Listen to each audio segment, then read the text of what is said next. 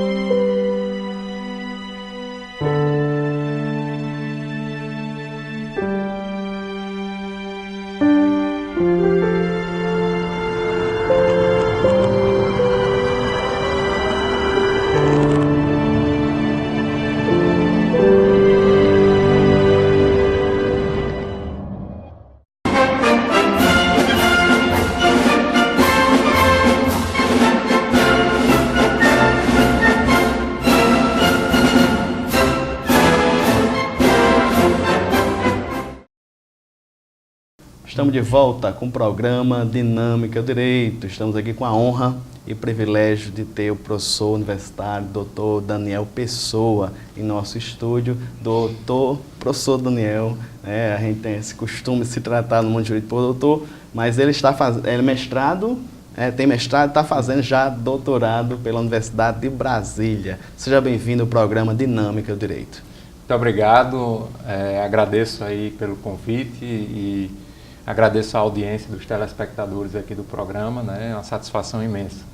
Professor Daniel, vamos já entrar na questão específica, né, da sentença do magistrado, né, da 13ª Vara Federal ali de Curitiba, lotado em Curitiba, o nosso querido Sérgio Moro, que está à frente da Lava Jato. Mas vamos conhecer um pouquinho o primeiro bloco. Geralmente a gente deixa para conhecer o entrevistado. O senhor é natural da onde? Eu sou natural de Vitória de Santo Antão, Pernambuco, mas natalense desde os 4 anos de idade, né? Então, moro em Natal, né? E agora, há 3 anos morando aqui em Mossoró, né? Participando aí da comunidade universitária aqui da região, né? No caso, a sua formação jurídica foi em Natal? Isso, eu me graduei, né, em Direito pela UFRN, fiz especialização em Direitos Humanos na Universidade Federal da Paraíba e fiz também um mestrado em Direito Constitucional pela UFRN, né? E também, atualmente, né, graças à UFESA e a um doutorado interinstitucional com a UNB, a Universidade de Brasília, estou cursando o doutorado em Direito Constitucional. Nessa linha do direito constitucional, tem alguns princípios que regem o direito processual penal, professor Daniel. E nós temos um público muito variado. Nós temos universitários, mas também um público leigo. Nesse meio bloco, conhecendo a sua pessoa, sabendo que o senhor é uma pessoa que tem propriedade para falar do assunto, nos ajuda aqui a definir alguns princípios, professor Daniel. Presunção de inocência. Nos ajude. Então, perfeito. Eu procuro sempre trabalhar uma linguagem que fuja do tecnicismo do direito, que traz aquela linguagem rebuscada, aquela coisa de difícil compreensão para as pessoas, porque eu trabalho com educação jurídica popular, ou seja, de levar esses conceitos para a população de um modo geral. Então, a gente procura exatamente usar uma linguagem que seja acessível e que as pessoas compreendam. E nesse caso específico, é interessante que o próprio título, presunção de inocência, já remete a uma ideia muito básica e central com relação à garantia das pessoas em relação ao Estado, o Estado que acusa, o Estado policial, o Estado que persegue as pessoas na esfera criminal, que é exatamente aquele princípio básico, central de todo processo penal e de alçada constitucional, ou seja, está lá na nossa Constituição, que significa nada mais, nada menos, que ninguém pode ser considerado culpado até que se prove o contrário. Ou seja, a pessoa que está sendo acusada, ela tem essa garantia de ser tratada como inocente, como alguém que não cometeu crime, por mais evidências, por mais provas que possam aparecer inicialmente com relação à pessoa e ao fato, mas ela tem esse direito até o final do processo de ser tratada como alguém que ainda não tem sua culpa comprovada e, portanto, inocente até o final do processo. Então, é uma garantia para que as pessoas fiquem livres do arbítrio do Estado, o Estado inquisidor, o Estado que venha utilizar do processo penal e do inquérito policial para, de forma, digamos assim, enviesada, exercer manipulações e, com esse poder, constranger e oprimir as pessoas. Então, essa é a proposta do princípio da presunção de inocência. E mais do que isso, não só que não seja considerado culpado até que termine o processo definitivamente, e aí deixando bem claro, na minha concepção, enquanto professor, até o Supremo Tribunal Federal não tem mais recurso nele, Infelizmente, o Supremo Tribunal Federal deu uma decisão recentemente dizendo que poderia haver a prisão das pessoas a partir do julgamento do recurso no Tribunal de segundo grau, ou seja, no Tribunal de Justiça ou no Tribunal Regional Federal, o que, do ponto de vista dos direitos humanos, dos pactos internacionais, se afigura totalmente equivocado e um retrocesso, porque o Supremo Tribunal Federal em 2008, 2009 já tinha pacificado essa questão no sentido de que não podia ninguém ser preso com base em uma sentença penal condenatória, mesmo que confirmada em segundo grau. Tinha que aguardar o julgamento do Supremo Tribunal Federal. Mas, enfim, então esse princípio ele vai reger todas as relações do processo penal e também a sua repercussão social. Então, em nível de imprensa, por exemplo, a pessoa não pode ser taxada de alguém que cometeu um crime sem que antes tenha essa sentença definitiva. Professor Daniel, ao lado do princípio da presunção de inocência, nós temos a ampla defesa, o contraditório também, andam lado a lado da presunção de inocência, é isso? Sim, perfeitamente. São princípios importantíssimos para o nosso sistema penal e processual penal. Mais uma vez, também como garantias, como forma de o sistema jurídico oferecer para a pessoa que é acusada a possibilidade de exercer a sua defesa da melhor maneira possível e de acordo com todas as regras processuais e de direito penal que nosso sistema estabelece e traz. O princípio do contraditório, evidentemente, ele se direciona não só às pessoas acusadas, mas também ao Ministério Público. Então, são as partes que estão ali no processo, né? O Ministério Público é o órgão que acusa no processo penal, né? Mas, ao mesmo tempo, também deveria ser fiscal da lei, portanto, né, deveria ter uma atuação que preconizasse, né, por exemplo, evitar provas ilícitas, evitar provas ilegítimas ou obtidas de maneira escusa, né, ou seja, de maneira duvidosa, né, na sua legalidade. E, no entanto, às vezes isso não acontece tanto. Mas, com relação ao princípio do contraditório, então, ele significa, né, exatamente dentro desse perfil do processo, né, em que há um acusador e alguém que se defende, que ambos possam se contrapor um ao outro, né, nos seus argumentos, na produção das provas, né, ou seja, se um requer uma prova, o outro pode impugnar, né, e vice-versa, né. E o princípio da ampla defesa, aí não, aí é importante deixar bem claro que ele é exclusivo, né, da pessoa que está sendo acusada, né. A ampla defesa diz respeito ao réu, aquela pessoa que está sendo alvo, né, como o Ministério Público e a polícia gostam de utilizar essa palavra, infelizmente, mas eu prefiro o defendente, né, pessoa que se defende de uma acusação, pessoa que está nesse patamar, nesse lado do processo penal, ela tem direito a exercer a sua defesa da maior forma possível, da melhor forma possível, inclusive com todos os recursos disponíveis, né, e pode se valer inclusive de provas obtidas por meios ilícitos, ilegais. Por exemplo, uma interceptação que não houve autorização judicial, uma interceptação telefônica, na qual se coloca lá, né, que aquela pessoa é inocente. Essa prova, mesmo sendo ilícita, esse réu ele pode utilizá-la em sua defesa, né? Então, isso ilustra bem a ampla defesa. A ampla defesa, portanto, ela significa que qualquer réu ele tem direito de acesso a todos os recursos possíveis, né, para provar sua... não iria provar sua inocência, porque, na verdade, é o Ministério Público quem tem que provar, né, que a pessoa é culpada, né? Isso é um aspecto do princípio da presunção de inocência também. É importante ressaltar porque ele entra em jogo aqui e se comunica, né, o princípio da presunção de inocência com o princípio da ampla defesa. Então, a acusação quem tem que provar que a pessoa é culpada. E nesse jogo processual, né, a defesa ela pode se valer, né, de todos os meios possíveis que esteja ao seu alcance e que cabe ao judiciário, né, enquanto órgão mediador dessa relação processual, né, acatar os pleitos da defesa. Ele pode indeferir algum pleito, é relativamente complicado, digamos assim, né, que se indefira um pleito da defesa, né.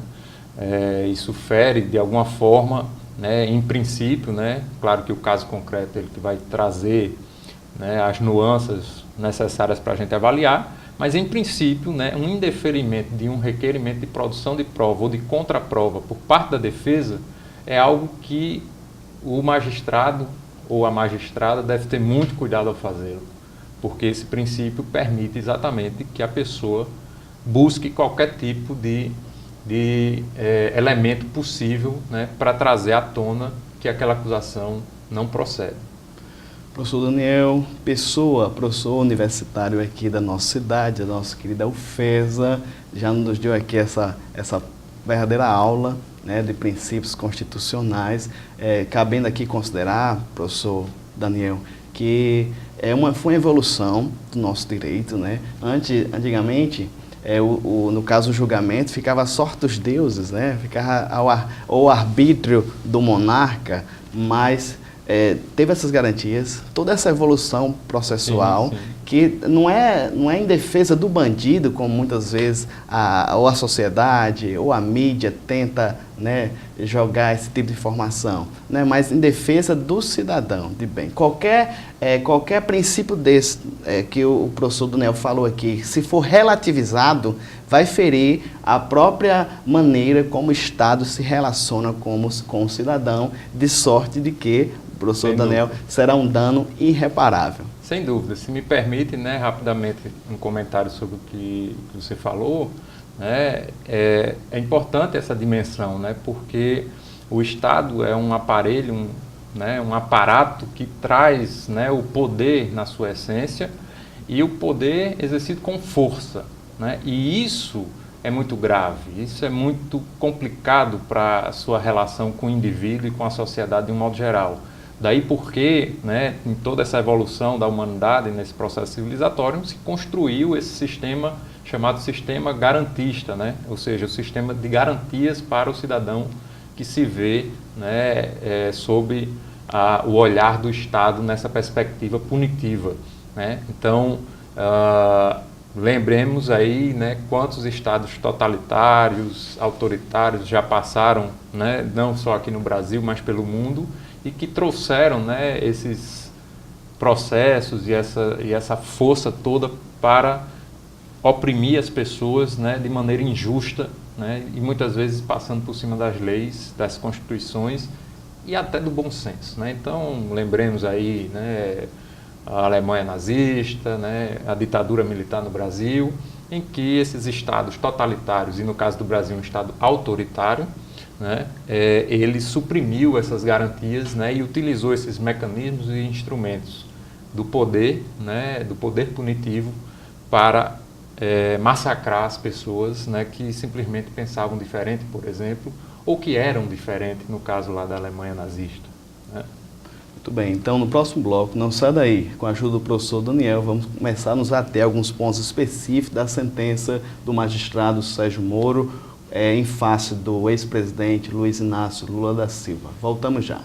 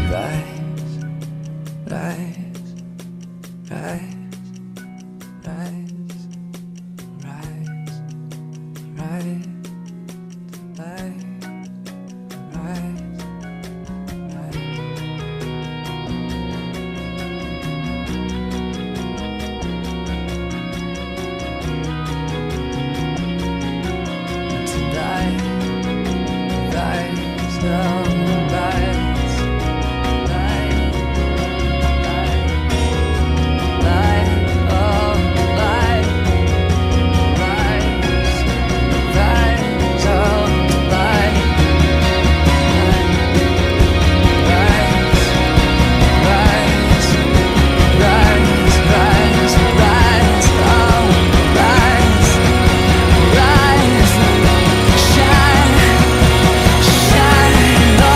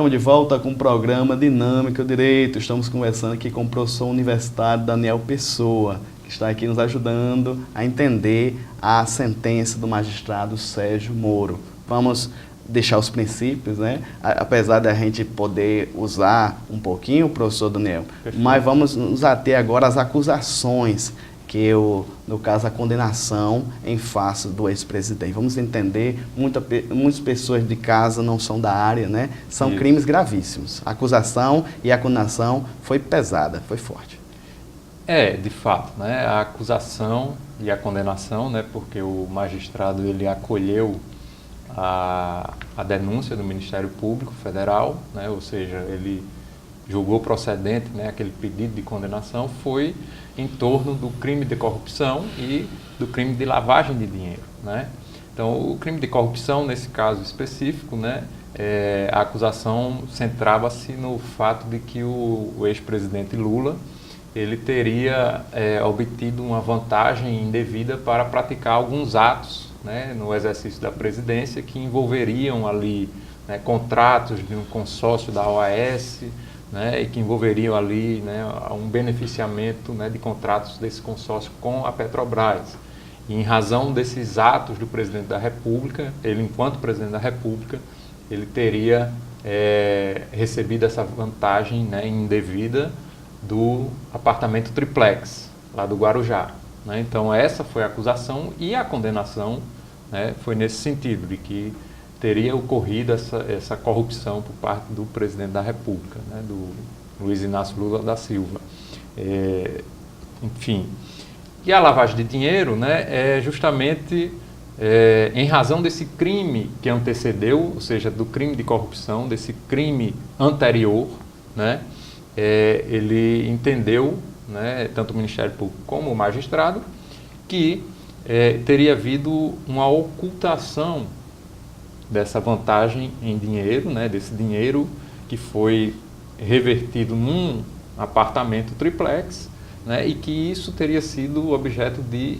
Ele teria escondido, digamos assim, né, da sociedade, do fisco, né, da Receita, essa aquisição patrimonial a partir desse dinheiro. E aí isso configuraria, né, numa linguagem bem simples, né, essa lavagem de dinheiro, ou seja, ele recebe dinheiro de origem ilícita, transforma num patrimônio para depois, né, digamos assim, na linguagem popular, esquentar esse dinheiro, tornar esse patrimônio, né, razoável a partir de outras operações, né. É um crime bem complexo, né, mas eu acho que dá para a gente entender nessa engrenagem, né, que uma coisa está ligada à outra. Então, a condenação em lavagem de dinheiro se deu por conta da condenação pelo crime de corrupção, que seria o crime antecedente ou anterior, né? Era necessário, portanto, que tivesse essa condenação para que ele pudesse condenar em lavagem de dinheiro. Seria esse mecanismo de tentar ocultar a origem ilícita desse dinheiro que gerou esse patrimônio para o presidente Lula, né, segundo a sentença e a acusação, né? Então, esses foram os crimes, né, da condenação, muito embora, né, há várias críticas com relação à sentença, né, de vários juristas e inclusive da imprensa de um modo geral, porque não teria sido provada essa propriedade, né? Segundo o juiz e o Ministério Público, sim, haveria uma prova, mas segundo a defesa e vários críticos e vários veículos de comunicação, essa prova nunca existiu, né, porque o bem, o triplex, está em nome da OAS e cheio de hipoteca, né, hipotecado, ou seja, dado em garantia para a Caixa Econômica Federal. Então, não teria essa prova dessa propriedade, né? Segundo o magistrado, teria prova da propriedade de fato, né, de que, no sentido de que, embora estivesse registrado em nome da OAS com hipoteca para a Caixa Econômica Federal, que, portanto, nunca poderia integrar o patrimônio do presidente Lula, mas ele disse que, de fato, esse bem seria do presidente Lula, né? É algo bem complicado que eu acho que a gente deve debater mais adiante, né? Mas já adiantando um pouco, né, dentro dessa conformação da sentença, né, esse é um ponto central, né, que realmente está recebendo muitas críticas, né, por parte da comunidade jurídica e inclusive até de pessoas conservadoras que, né, não necessariamente têm afinidade política com o presidente Lula. Professor Daniel, no caso da inquisição, né, das testemunhas, eu acho, quem assiste às audiências do digníssimo, né, Sérgio Moro, a gente percebe uma postura diferenciada desse magistrado. Quem é advogado, né, quem é da área jurídica, o Código de Processo Penal nos dá uma diretriz, a defesa inquire, né, tem as inquisições, tem as perguntas, o Ministério Público é o dono da ação penal, né, ele também faz as perguntas, sim, e o magistrado, ele como representante ali do Estado, né, o Estado um mediador, né, imparcial, né, a postura, ele faz apenas perguntas suplementares. Mas nas audiências, se os queridos telespectadores pudessem dar uma olhada no YouTube, todas as audiências são gravadas, eles jogam nas mídias, a gente percebe uma postura diferenciada do magistrado. A maioria das perguntas, eu não vou botar 60%, 70% não, mas a maioria das perguntas quem faz é o magistrado. O senhor acha que, o senhor como professor universitário, né, o jurista, como o senhor entende a postura do magistrado juiz Sérgio Moro? Não, altamente questionável, né? Não só do ponto de vista, né, do cenário do processo penal, mas do ponto de vista legal. Inclusive foi alvo, né, de vários questionamentos, né, de várias impugnações por parte da defesa, né, e por manifestações de juristas renomados, né, do país afora. Então, assim, a postura, a gente observa claramente que ele toma uma atitude, né, não só de mediador ali, né, de manter o equilíbrio do jogo processual entre acusação e defesa. Né, ele parte para se tornar um protagonista, como você mesmo disse, né, no processo penal, né, no sentido de comprovar, buscar elementos para comprovar o seu ponto de vista, né. Então, isso é muito complicado, né, isso gera, sim, uma discussão em torno de possível, né, comprometimento, né, da imparcialidade, ou seja, ele já tinha uma posição tomada e foi atrás de elementos para comprovar aquela posição que ele já tinha tomado antes. Isso claramente demonstra, né, uma quebra da imparcialidade muito clara, né. Mas fora isso, né, nós tivemos aí, né, denúncias, né, com relação à postura do magistrado em nível internacional, né. A defesa levou para o campo dos tribunais internacionais. Porque exatamente, né, identificou aí vários elementos, né, vamos aqui recordar a condução coercitiva, né, do ex-presidente Lula. Isso é um absurdo sem tamanho, né, inclusive a condução coercitiva de alguém que está sendo acusado, ela não pode acontecer, na verdade, porque ninguém é obrigado a produzir prova contra si, e o réu ele tem direito ao silêncio.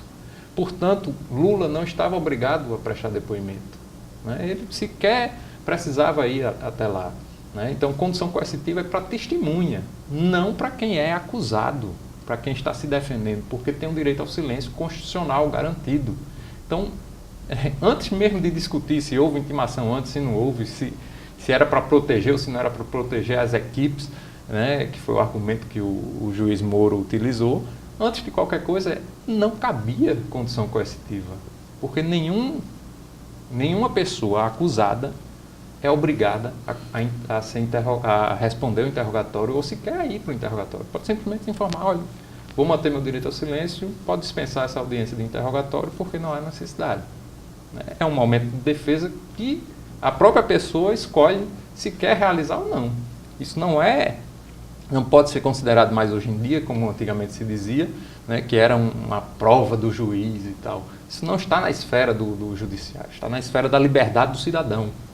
Escolher ou não fazer sua autodefesa em sede de interrogatório. Então, veja que, né, teve também o vazamento, né, dos áudios, né, de conversas privadas, inclusive, e uma série de outras questões, né, que não dá para a gente dissecar todas aqui, mas o fato é que ele traz muitos indícios, muitos elementos, né, que, de fato, a postura dele, né, como protagonista no processo penal, né, destoou completamente do papel institucional que o judiciário deve ter de manter o equilíbrio entre as partes, né? Muito bem, estamos conversando aqui com o professor Daniel Pessoa, professor universitário da UFESA, a respeito sobre a sentença do juiz Sérgio Moro em face do ex-presidente Luiz Inácio Lula da Silva. Professor Daniel, no próximo bloco vamos tratar especificamente também da matéria de prova, sobre Perfeito. um assunto polêmico que é delação premiada, com Perfeito. matéria de prova. Então não sai daí, voltamos já.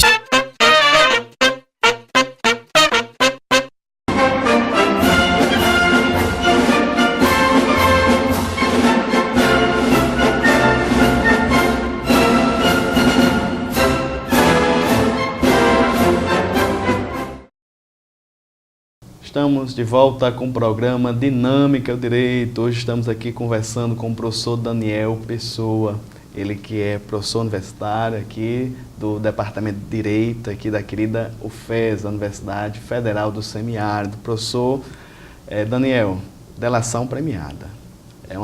Como a gente conversando aqui nos bastidores, é algo que foi importado, né? Importado do sistema norte-americano, né? Sem a devida adaptação. Eu queria que o senhor comentasse aqui sobre esse instituto e como ele foi empregado na sentença do excelentíssimo Sérgio Moro.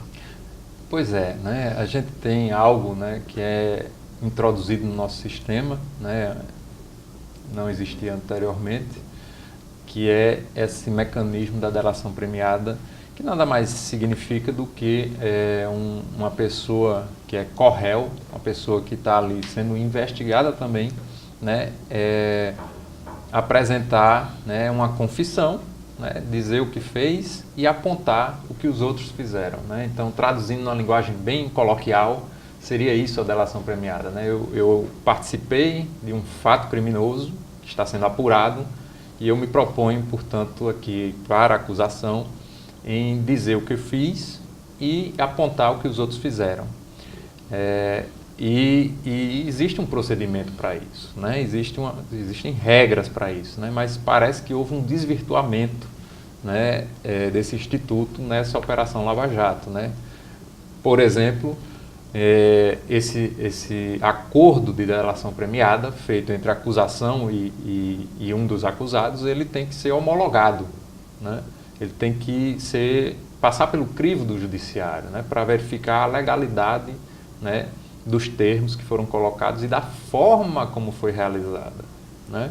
Então, na Operação Lava Jato, nós temos algo que inclusive o Supremo Tribunal Federal já se pronunciou várias vezes, mas nesse episódio específico, não sei porquê, esse posicionamento não veio à tona, né? Que o Supremo Tribunal Federal já se posicionou inúmeras vezes, dizendo que o corpo das pessoas não devem ser objeto, né, para forçar, né, colher elementos de prova para um processo penal. Ou seja, não se pode prender as pessoas com o objetivo claro, né, de fragilizá-las para obter, né, uma delação premiada ou uma confissão ou uma indicação de outras provas, né? Então, isso o Supremo Tribunal Federal inúmeras vezes já se pronunciou, mas nesse caso não sei porquê, né? A gente vai ter muito tempo nesse país para apurar essa situação, apurar esse Supremo Tribunal Federal, né? Porque dessas mudanças todas. Mas enfim, voltando à questão específica, né? No caso lá da Operação Lava Jato, houve uma delação premiada do Léo Pinheiro, né? Se eu não me engano, e que ela não foi sequer homologada. Ela não passou pelo procedimento correto, né, e foi utilizada como fator primordial de prova na argumentação do juiz Sérgio Moro. Então, todos os juristas, né, já estão colocando isso como um absurdo, né, e a questão que se coloca é: como assim delação premiada nesses termos, né, sem seguir as regras, sem seguir os procedimentos adequados, e mais do que isso, né, obtidas através de opressão, né, por meio de prisões preventivas ou temporárias que não se justificam. Professor Daniel, só o pessoal de casa entender, a testemunha, ela é obrigada a dizer o que sabe, a verdade, né? Perfeitamente. Mas o réu ou corréu, né, no caso são um processo que envolve muitos acusados, ele não é obrigado a dizer a verdade. De forma alguma, né? Ele está querendo... Faz parte da ampla defesa. Ele está querendo livrar-se, né, de uma condenação dura, pesada. Então ele vai lá e delata, né? Diz o que supostamente sabe, né? Isso em prejuízo, muitas vezes, a o que realmente aconteceu, em prejuízo à verdade.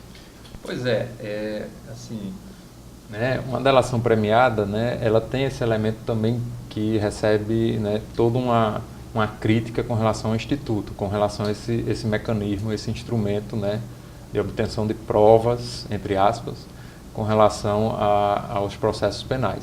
Mas, de fato, você vai ter alguém que está, além de fragilizado, né, porque está se utilizando não só do próprio processo, que é um peso nas costas de qualquer pessoa, mas como também a prisão cautelar, ou seja, a prisão preventiva, ou provisória, ou temporária, para fragilizar a pessoa e obter, né, isso. Além disso, né, a perspectiva que se coloca, né, de um temor com relação à condenação, né, grave em termos de processo penal e das vidas das pessoas. Então, sem dúvida alguma que isso é um ponto, né, de questionamento grave, sério, com relação a essas delações premiadas, né, com relação ao próprio mecanismo como um todo, né. Então, você tem alguém que está ali, né, trazendo elementos, um discurso, né, e muitas vezes esse discurso, essa fala, né, que aponta para possíveis pessoas que teriam cometido um delito, não traz elementos consistentes do ponto de vista documental, do ponto de vista das testemunhas, das interceptações telefônicas, dos outros elementos de prova,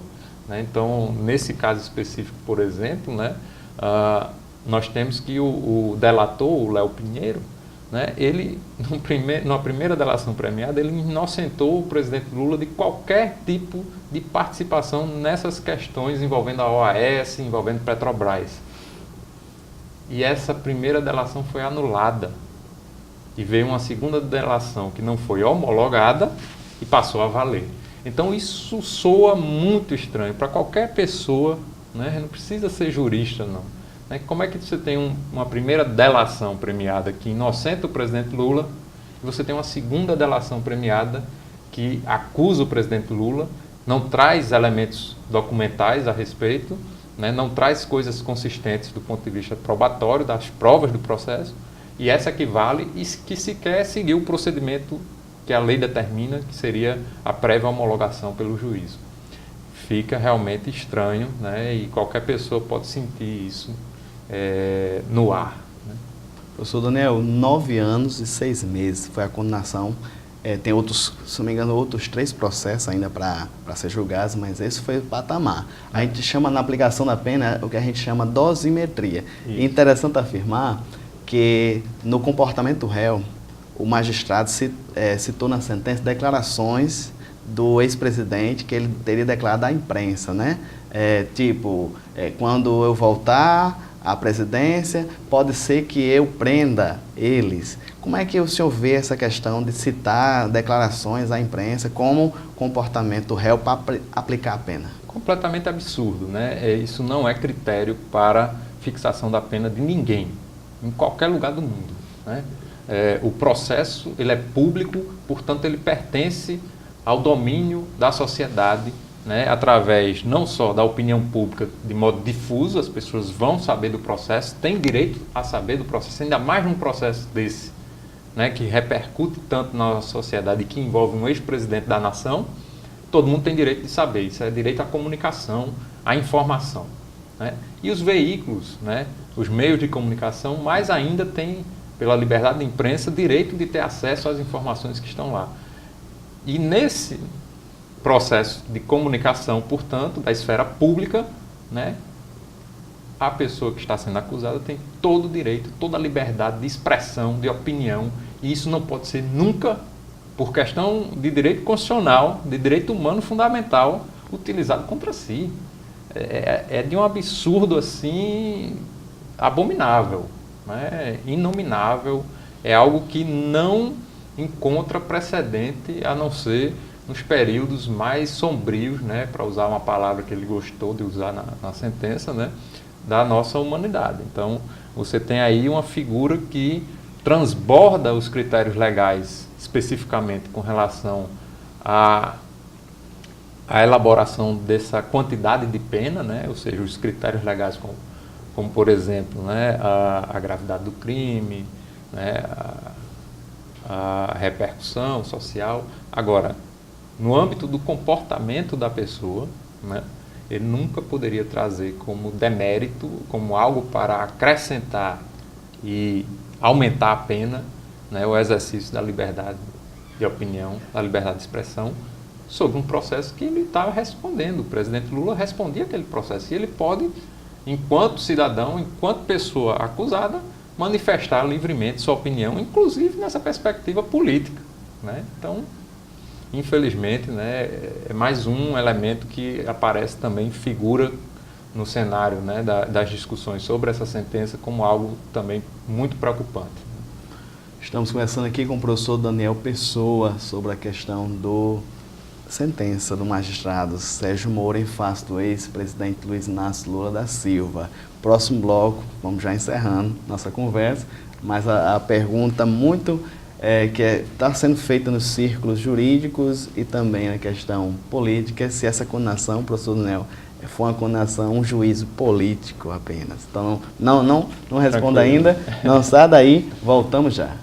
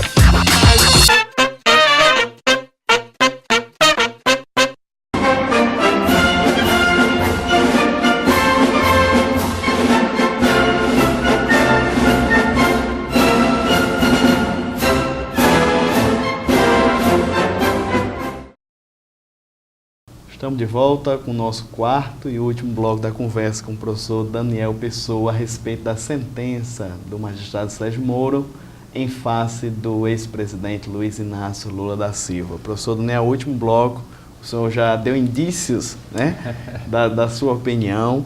Mais uma pergunta que muita gente está fazendo, né, está querendo saber. Eu quero saber da sua opinião, como jurista, como professor universitário, né, que está ali na academia, formando os futuros magistrados, promotores e advogados. Se essa condenação for um juízo, no caso, fundamentado mesmo, pautado no direito jurídico, a gente pode dizer assim no sentido mais laico da palavra, ou um juízo apenas e meramente político? Então, né, essa é uma pergunta que não quer calar, né, como se diz, né, e eu costumo dizer o seguinte, né, rememorando aí um ditado popular, né, que hoje a gente tem que adaptar, mas no papel cabe tudo, né? Imagine na tela de um computador em que você pode, né, deletar, voltar atrás, reescrever.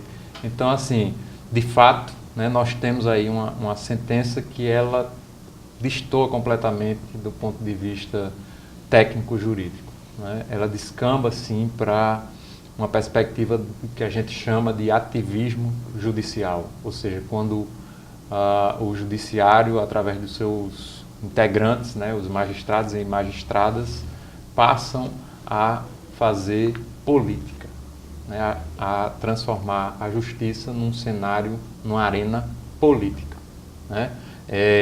Isso aí, é claro que é uma opinião, né, que várias pessoas compartilham, né, não só eu. Claro que tem as pessoas que pensam diferente, que defendem que a sentença é altamente técnica, mas a gente vê várias fragilidades do ponto de vista técnico, como, por exemplo, né, a questão da propriedade, que eu disse que era central, a propriedade do triplex, né? Ele usou vários argumentos do ponto de vista das provas, né? Depoimentos testemunhais, delação premiada questionável, né? Enfim, mas ele não trouxe qualquer tipo de raciocínio jurídico, por exemplo, para refutar as provas documentais apresentadas pela defesa. Veja, um magistrado ele tem que selecionar as provas que ele vai utilizar como argumento. Mas isso não significa deixar de comentar, muito pelo contrário. Aí é que se torna necessário comentar e dizer por que a contraprova não se presta para invalidar aquelas provas da propriedade, que é o que a gente está falando aqui do triplex. Ele tinha, sim, como dever de magistrado, de fundamentação da sentença, dizer por que aquelas contraprovas não eliminavam o peso probatório, ou seja, o peso de prova daquelas outras que foram trazidas pela acusação.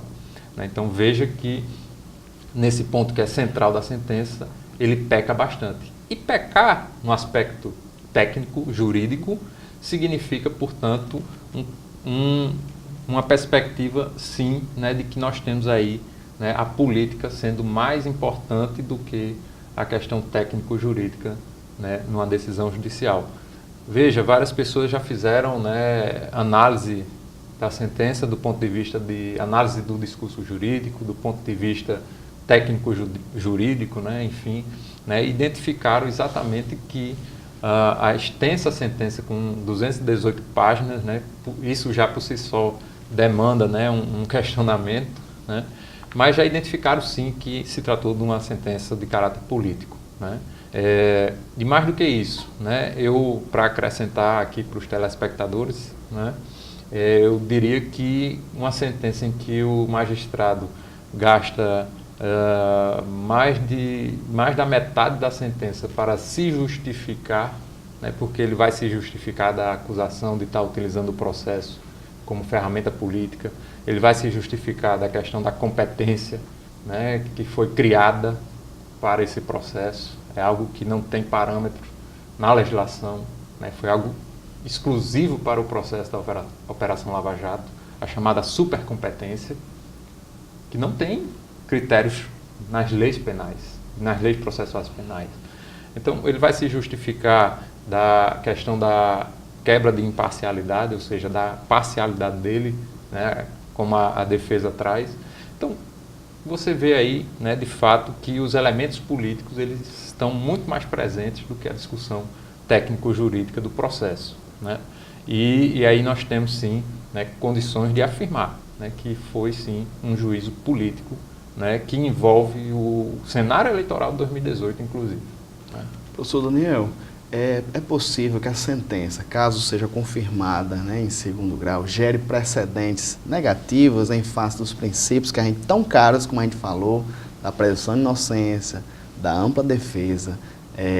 Isso aí vai afetar o mundo jurídico, né? Vai ser um triste capítulo na nossa sociedade. Eu espero, né, que as gerações futuras, quando olharem para esse momento que nós estamos vivendo, né, consigam, né, enxergar exatamente, né, todo esse dano que está sendo causado por um projeto de poder que vai além do Sérgio Moro. O Sérgio Moro está integrando uma instituição, que é o Judiciário, que tem na sua cúpula o Supremo Tribunal Federal e que está, sim, né, a serviço de um projeto de poder. E não é um projeto de poder especificamente do cenário político, não. É um projeto de poder do Judiciário. O Judiciário se intrometendo através, né, dos seus processos, e seus instrumentos na política, no cenário político nacional, né, e interferindo não de forma legítima, que é possível, sim, interferir de forma legítima através do Judiciário, através do que a gente chama de freios e contrapesos, né? O Judiciário ele pode, sim, tirar uma lei inconstitucional do cenário jurídico. Isso é um papel político institucional que cabe ao Judiciário e interfere na política, mas não dessa forma como está sendo feita, né? De magistrados, né, principalmente ministros do Supremo Tribunal Federal, que vão a público, né, manifestar posicionamentos políticos, né, sobre a situação, né, e sobre o cenário e os rumos da nação, né. Isso é de uma gravidade terrível, né. Já há pessoas que começam a acusar a ditadura do Judiciário, né, e de fato nós temos aí, né, um magistrado que está nesse epicentro, né, significando ou representando, né, esse projeto de poder. Acho que é algo mais grave que a gente ainda não está se apercebendo, né, porque vai de fato, né, trazer, né, um precedente terrível, né, para o nosso sistema, para a nossa história nacional, né, e para o cenário político que vai se desenrolar em 2018. Estamos aqui com o professor, conversamos, na verdade, com o professor Daniel Pessoa a respeito da sentença do digníssimo Sérgio Moro, né, em face do ex-presidente Lula, Luiz Inácio Lula da Silva. A gente não estamos aqui defendendo a pessoa dele, né? Muito menos aqui é um professor universitário, né? Tem as preocupações com a academia. Eu sou advogado, mas passei longe ali de Brasília, né? O nosso interesse aqui é trazer ao telespectador que tem princípios caros. O processo penal é regido, né, por toda uma principiologia, né, em favor do cidadão de bem. Mas vale, né, vou usar até a expressão aqui que é muito usada, mas vale um bandido solto, mas os princípios garantidos a toda a sociedade do que prender um desses, né, meliantes, né, um desses delinquentes, mas sacrificando, professor Daniel, esses princípios, como a gente falou, da presunção de inocência, né, do sistema da segurança jurídica, da fundamentação das sentenças. É isso, professor Daniel? Veja, né, eu não trabalho muito com essa noção maniqueísta, né, mas é algo que está no imaginário da população, né, as pessoas imaginam desse ponto de vista, né, do bem e do mal, enfim, isso é algo que permeia, né, nossas vidas. Mas eu acho que é muito mais interessante a gente centrar o foco, né, na perspectiva de que a gente precisa estar nessa construção democrática em curso, né, que foi interrompida agora, né, com processos que sua legitimidade, sua forma jurídica estão sendo questionadas, né, não só aqui no âmbito nacional, como em âmbito internacional. Nós temos aí todo um processo democrático que está sendo tolhido, né, que reformas estão sendo feitas sem, pelo menos, ouvir sequer, né, os anseios populares, né? Então, nós estamos numa crise política e institucional muito grave, né?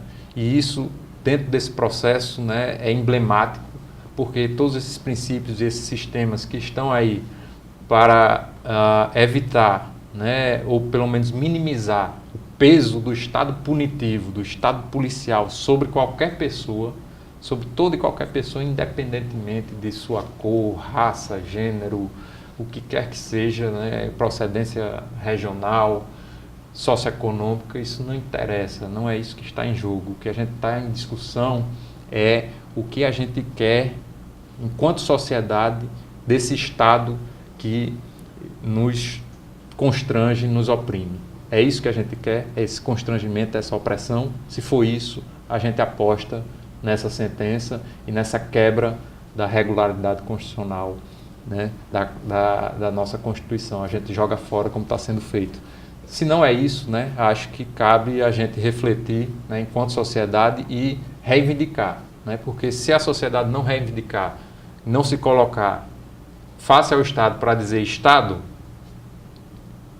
você nos pertence, você é produto nosso e está a nosso serviço. Não é assim, dessa forma. Vamos aqui respeitar a Constituição, né? Se a sociedade não fizer isso, nós vamos descambar para um cenário muito complicado, né? E, de fato, sem dúvida alguma, que os princípios tão caros, né, como a presunção de inocência, contraditório, ampla defesa, estão em jogo, sim, nesse processo, né, nesse caso específico que envolve o ex-presidente Lula. Professor Daniel, eu fico feliz aqui pela sua presença, pela sua aula, pela sua preleção aqui em favor dos nossos queridos telespectadores, em nome da TVAD, Pastor Wendo, pessoal de casa, o meu muito obrigado. Eu quem agradeço, né, ao convite e aos telespectadores, né, pela participação de estar aqui podendo, né, trazer essa discussão toda sobre esse caso tão polêmico na nossa sociedade. Deixando aqui bem claro que somos a favor que os corruptos estejam na cadeia, né? Que essa sangria do Estado, né, esse desvio de dinheiro público, né, seja estancado realmente, mas com princípios. Não a todo custo, né? Com regras, com sentenças fundamentadas, sim, que os nossos investigadores, a Polícia Federal, né, os procuradores federais façam o seu dever de casa, não apenas um data show, né, uma questão pirotécnica, mas façam, né, valer a lei, valer o direito. Então essa foi a entrevista com o professor Daniel Pessoa a respeito sobre a sentença do nosso digníssimo Sérgio Moro em combate à corrupção, mas sem sacrificar princípios tão caros. Então, esse foi o programa de hoje. Permaneça com a programação da TV AD, logo após o programa de jovens, e até o próximo sábado, se Deus quiser, em mais um programa Dinâmica do Direito.